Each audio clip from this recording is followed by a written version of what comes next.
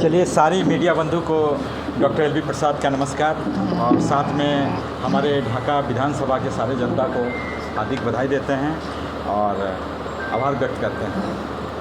हमारे नामों की घोषणा हुई है। इन संदर्भ में सबसे पहले मैं चाहूँगा कि हमारे जन सुराज के प्रणेता प्रशांत किशोर और साथ में जन सुराज नेतृत्व के इंटायर टीम को मैं बहुत बहुत धन्यवाद ज्ञापन करता हूँ कि मुझे उन लोगों ने इस ढाका विधानसभा की उम्मीदवारी के लिए मुझे चुना और मुझे यह सम्मान मिला। इसके लिए मैं बहुत बहुत धन्यवाद दे रहा हूँ। जिस प्रकार से जन सुराज ने आपके ऊपर भरोसा जताया है और साथ ही ढाका विधानसभा से प्रत्याशी के रूप में चुना है, तो ढाका के लिए क्या कुछ बदलाव कर पाएंगे अगर आप आते हैं चुनाव में? अगर जनता भरोसा जताती है, अभी तो पार्टी भरोसा जताई है, अगर जनता भरोसा जताती है तो क्या बिल्कुल जनता के पास हम जा रहे हैं।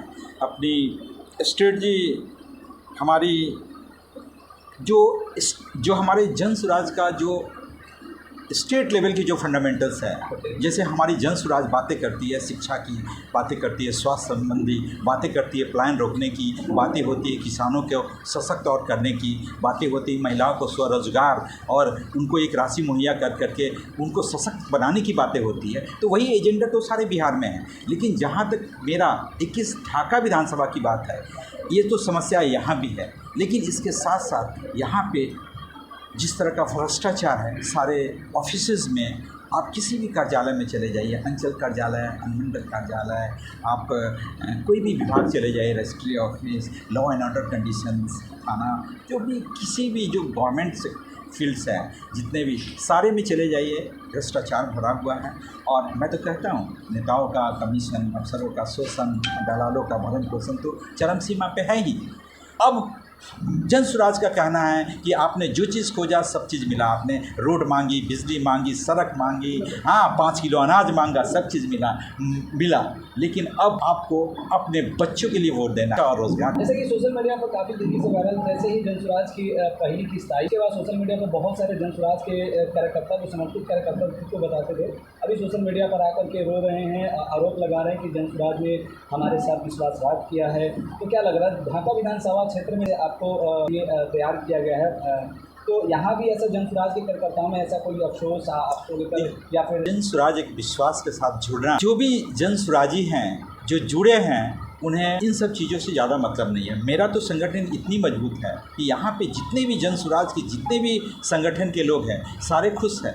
यहाँ से जिन्होंने उम्मीदवारी भी अपनी जिनको नहीं मिला वो भी मेरे साथ बिल्कुल, और सब लोग हम लोग साथ आगे चलेंगे और डेफिनेटली कुछ ना कुछ बदलाव। गांव-गांव हम घूम रहे हैं, लोगों से कनेक्ट कर रहे हैं। मैं तो एक प्रोफेशनल व्यक्ति हूं, एक डॉक्टर हूं, अभी तक मैं वही हूं और डेफिनेटली प्रोफेशनल लाइफ में मैंने चैम्बर में बैठ करके अपनी चिकित्सा के थ्रू अपना सेवा दिया लोगों का। तो मैं तो फैमिलीज़ को देखा हूँ, मिला हूँ, मेरी जन्म धरती है, मैं यहीं का रहने वाला हूँ, यही मेरी कर्मभूमि है, जन्मभूमि है। तो डेफिनेटली मैं लोगों की समस्याओं को तो पहले से देख रहा हूँ। मैं भी आखिर इसी समाज का रहने वाला व्यक्ति हूँ, कहीं बाहर का तो हूँ नहीं। तो मैं जनता से कनेक्ट होने के बाद मैंने देखी है कि प्रॉब्लम्स जो है वही है।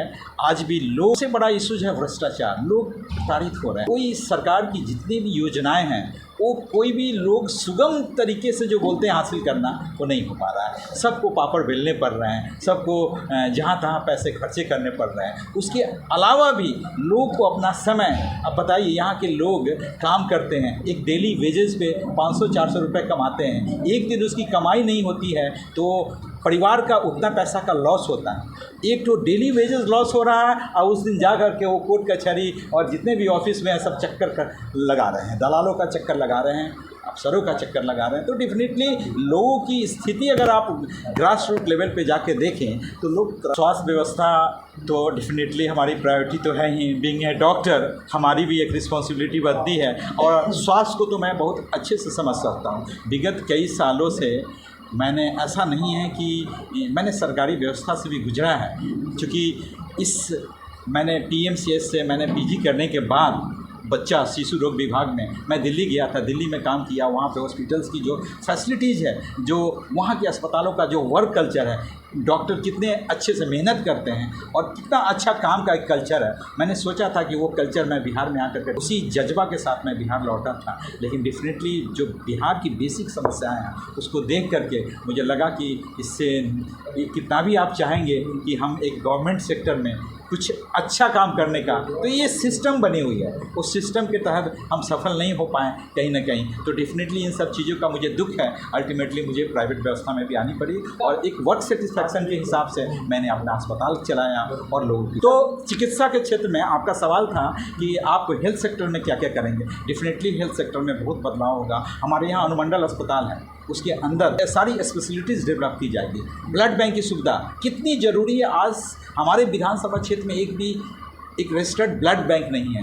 एक ढाका प्रखंड में, एक घोड़ासाम प्रखंड में कम से कम एक ब्लड बैंक होना चाहिए। आए दिनों मैं देखता हूँ, मेरा अस्पताल प्रसूति भी डील करते हैं, हमारी मैडम गायनी एंड ऑप्स की डॉक्टर हैं, वो प्रैक्टिस करती हैं। मैं देखता हूँ महिलाएं, प्रसूति की महिलाएं, PPH जिसको बोलते हैं, पोस्टमार्टम हैमरेज, ब्लीडिंग, इनसे इतनी महिलाओं की मौत होती है कि आप पेरीफेरी से अगर अस्पताल आप डिस्ट्रिक्ट टाउन में जाते जाते काफ़ी महिलाओं की मौत हो जाती है। अगर ब्लड बैंक की सुविधा रहे तो ये चीज़ मोर्टेलिटी से मरीजों को बचाया जा सकता है। तो डेफिनेटली ब्लड बैंक की सुविधाएं होनी चाहिए। वर्क कल्चर, जितने भी एडिशनल PSC है, प्राथमिक स्वास्थ्य केंद्र है, और इन सब चीज़ों को और भी स्ट्रेंथन करने की ज़रूरत है। सारे वर्कर्स, पैरामेडिकल स्टाफ, डॉक्टर्स की नियुक्ति और भी अच्छे ढंग से सिस्टमेटिक रेशियो वाइज ये सब होना मांगता है। आप क्या समझ रहे हैं, राजद से आपकी लड़ाई या बीजेपी से लड़ाई, किससे लड़ाई? देखिए, हमारी लड़ाई, अपनी बातें हम बता रहे हैं जनसुराज। हमारे लड़ाई में कोई नहीं है सामने हमारे लड़ाई। हम दोनों राजद के भी लोग और बीजेपी के लोग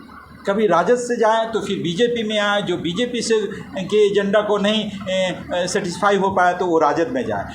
तो बेसिकली लोग विकल्प ढूंढ रहे थे। मैं तो एक अच्छा विकल्प के रूप में आया हूँ और मैं लोगों को ये कह रहा हूँ कि मैं एकदम निष्ठा से और ईमानदारी से राजनीति करूँगा और सब लोगों के विश्वास पे खड़ा हूँ, उतरूँगा।